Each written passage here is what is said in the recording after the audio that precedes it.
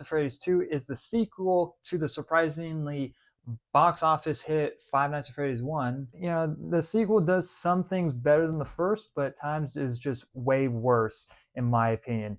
I do really like the animatronics in this film. I actually really do like the toy look to them. I think they look great. This time around, you actually go back to the first restaurant. I thought it looked honestly a lot more fun than the previous location. One thing that actually sticks out in this film is the marionette.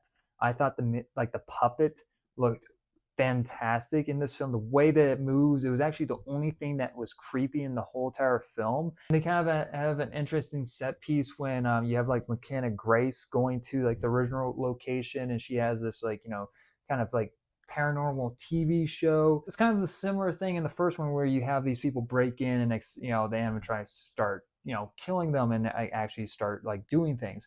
Kind of the similar thing here, and it was honestly again the best part about the whole entire film. Besides that, didn't really care about anything. The story is once again dull, non-interesting.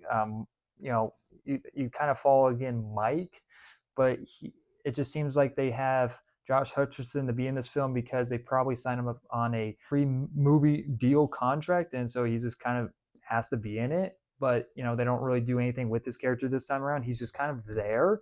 This time, the movie is more focused on Vanessa and her past trauma with Matthew Lillard's character and her dad. Besides maybe the opening part of the film, the rest of her backstory adds nothing to the film. There's this weird dream sequence in the film that is of her trying to get over her fear of her dad and trying to move forward. Nothing about this storytelling feels natural. It's all forced and contrived. Older parents kind of ignoring this little child trying to warn about something that's about to happen. They're like, fuck off, kid. Parents, adults are talking. I'm like, what the fuck? It bothered the fuck out of me when characters make dumb decisions.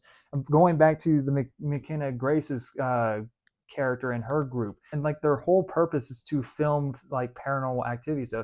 And next they decide to go their separate ways for no fucking reason, but it's just so that they can actually have them be separated so then they can get attacked. And at some point of them being attacked, one of them falls in the river, and this river is like maybe half of their body. It's barely touching their waist, and this person doesn't immediately get out of this disgusting water that's been sitting here for years, and he just keeps on walking in it, especially when he's getting fucking chased. I'm like, it takes 2 seconds to get out of the water. I'm like, get the fuck out of the water. What are you The writing is that stupid. It's that terrible. It bothered the fucking living hell out of me.